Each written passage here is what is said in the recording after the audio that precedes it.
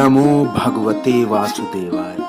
जय श्री कृष्ण। दोस्तों, माताओं बहनों, कल आपने सुना 7वें अध्याय में 1 से 3 श्लोक तक भगवान ने अर्जुन को सत्य स्वरूप का तत्व सुनने के लिए सावधान कर उसे कहने की प्रतिज्ञा की।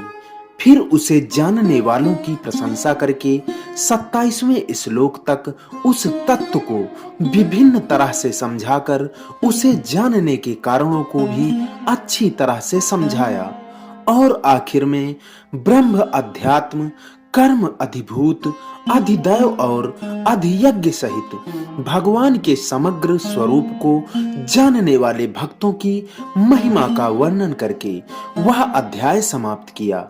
लेकिन ब्रह्म अध्यात्म कर्म अधिभूत अधिदेव और अभिव्यक्त इन 6 बातों का और मरण काल में भगवान को जानने की बात का रहस्य समझ में नहीं आया। इसलिए अर्जुन पूछते हैं। अर्जुन ने कहा, हे महापुरुषोत्तम, वह ब्रह्म क्या है, अध्यात्म क्या है, कर्म क्या है, अधिभूत नाम से क्या कहा गया है और अधिदैव किसको कहते हैं? हे मधुसूदन, यहाँ अधियज्ञ कौन है और वह इस शरीर में कैसे है तथा युक्त चित्त वाले पुरुषों द्वारा अंत समय में आप किस प्रकार जानने में आते हैं? श्री भगवान ने कहा, परम अक्षर ब्रह्म है। अपना स्वरूप अर्थात जीवात्मा अध्यात्म नाम से कहा जाता है तथा भूतों के भाव को उत्पन्न करने वाला जो त्याग है वह कर्म नाम से कहा गया है। उत्पत्ति विनाश धर्म वाले सब पदार्थ अधिभूत हैं।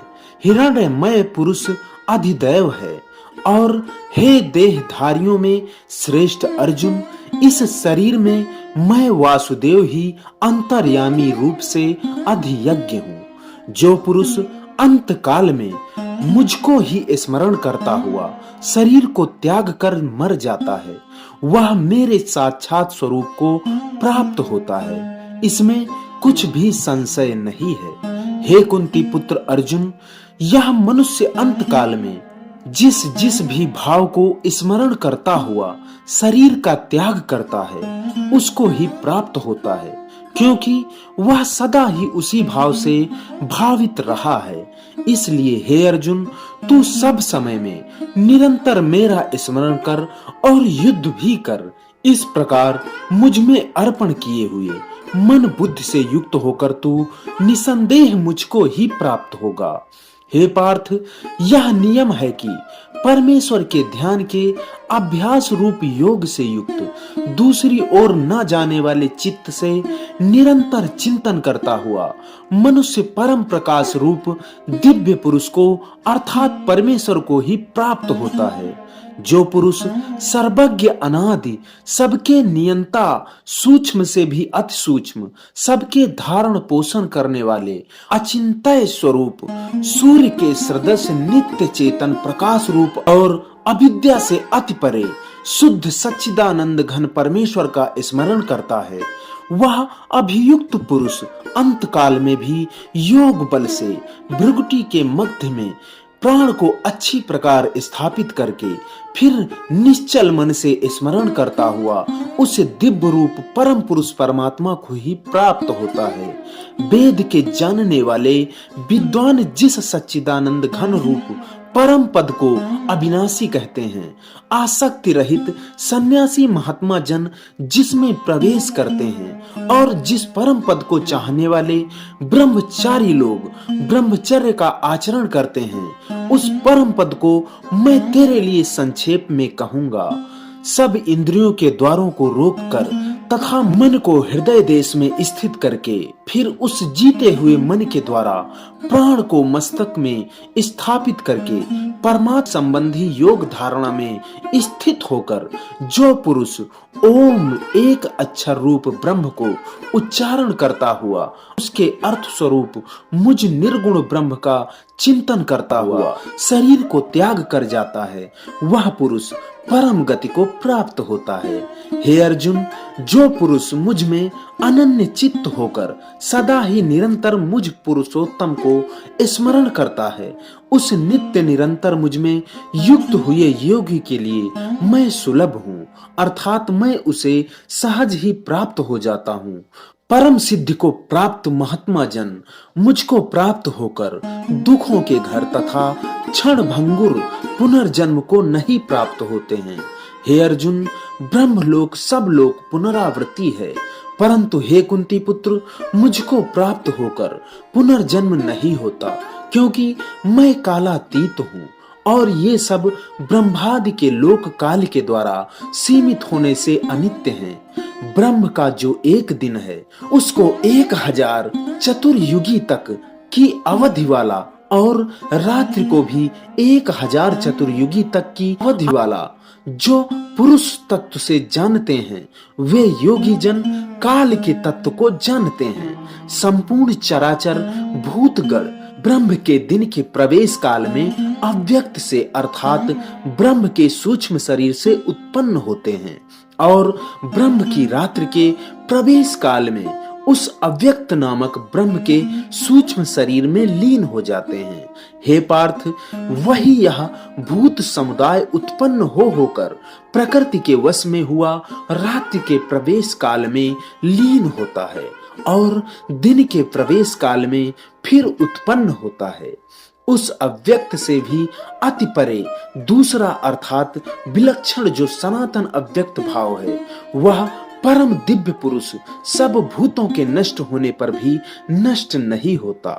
जो अव्यक्त यानी कि अक्षर इस नाम से कहा गया है, उसी अक्षर का नाम अव्यक्त भाव को परम गति कहते हैं तथा जिस सनातन अव्यक्त भाव को प्राप्त होकर मनुष्य वापस नहीं आते, वह मेरा परम धाम है। हे पार्थ, जिस परमात्मा के अंतर्गत सर्वभूत हैं और जिस सच्चिदानंद घन परमात्मा से यह समस्त जगत परिपूर्ण है, वह सनातन अव्यक्त परम पुरुष जो अनन्य भक्ति से ही प्राप्त होने योग्य है।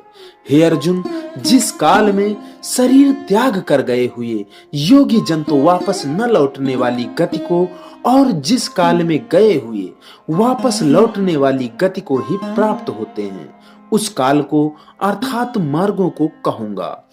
जिस मार्ग में ज्योतिर्मय अग्नि अभिमानी देवता है, दिन का भी अभिमानी देवता है और शुक्ल पक्ष का भी अभिमानी देवता है और उत्तरायण के 6 महीनों का भी अभिमानी देवता है, उस मार्ग में मरकर गए हुए ब्रह्मवेत्ता योगी जन उपरयुक्त देवताओं द्वारा क्रम से ले जाए जाकर ब्रह्म को प्राप्त होते हैं। जिस मार्ग में घूमाभिमानी देवता रात्रि अभिमानी देवता हैं तथा कृष्ण पक्ष का अभिमानी देवता और दक्षिणायन के 6 महीनों का अभिमानी देवता है, उस मार्ग में मरकर गया हुआ सकाम कर्म करने वाला योगी उपरयुक्त देवताओं द्वारा क्रम से ले जाया हुआ चंद्रमा की ज्योति को प्राप्त होकर स्वर्ग में अपने शुभ कर्मों का फल भोग कर वापस आता है।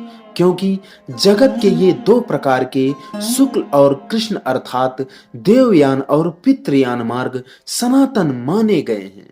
इनमें एक के द्वारा गया हुआ जिससे वापस नहीं लौटना पड़ता, उस परम गति को प्राप्त होता है और दूसरे के द्वारा गया हुआ फिर वापस आता है अर्थात जन्म मृत्यु को प्राप्त होता है। हे पार्थ, इस प्रकार इन दोनों मार्गों को तत्व से जानकर कोई भी योगी मोहित नहीं होता। इस कारण हे अर्जुन, तू सब काल में समबुद्धि रूप योग से युक्त हो अर्थात निरंतर मेरी प्राप्ति के लिए साधन करने वाला हो। योगी पुरुष इस रहस्य को तत्व से जानकर वेदों के पढ़ने में तथा यज्ञ तप और दानादि के करने में जो पुण्य फल कहा है, उन सब को निसंदेह उल्लंघन कर जाता है और सनातन परम पद को प्राप्त होता है। इस प्रकार उपनिषद, ब्रह्म विद्या तथा योग शास्त्र रूप श्रीमद् भगवत गीता के श्री कृष्ण अर्जुन संवाद में अक्षर ब्रह्म योग नामक 8वां अध्याय संपूर्ण हुआ। बोलिए श्री कृष्ण भगवान की जय। तो दोस्तों, मित्रों, माताओं बहनों, आशा करता हूं आपको यह अध्याय पसंद आया होगा। आपसे निवेदन है, चैनल को सब्सक्राइब जरूर करें, वीडियो को लाइक करें, कमेंट में अपने विचार जरूर बताएं आपको यह अध्याय कैसा लगा। इसी के साथ विदा लेते हैं, मिलते हैं अगली वीडियो में। तब तक के लिए नमस्कार। जय श्री कृष्ण।